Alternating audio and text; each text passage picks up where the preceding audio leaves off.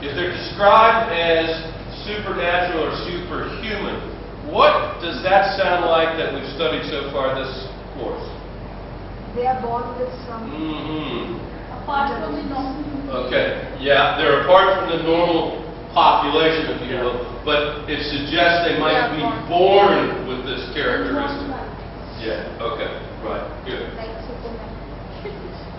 Okay, so let's look at the first reading.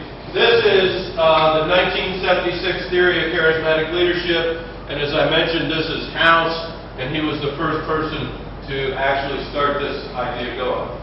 The initial meaning of charisma was gift, as I mentioned. Max Weber distinguished innovators and creators from maintainers. Now he's talking about leaders.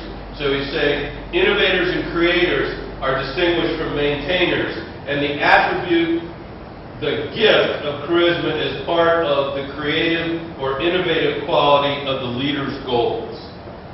Okay? So by that definition, we would say that Gates was an innovator or creator, right? According. Maintainer also. Well, now he is, and that's one of the reasons why, if you think about what Gates has done, what is Gates doing? He's actually stepping away from his company. And he's no longer in charge of the day-to-day operations. Why? Well, in part, Gates has decided that if he's going to be a maintainer, that's not something he particularly enjoys doing. And so, being a maintainer for him is not important. So now he's focusing the major part of his work on what? On what? Innovation. Not on innovation so much. Yeah. What? What'd you say?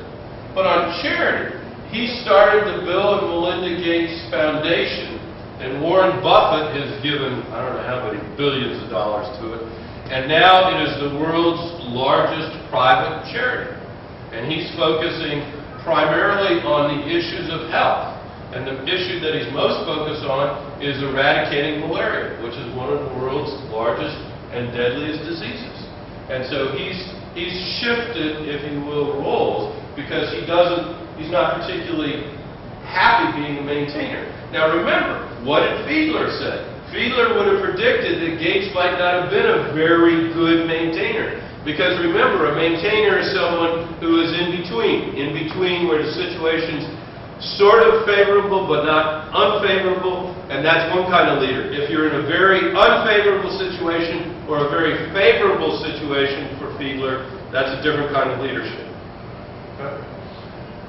All right, the charismatic leader is a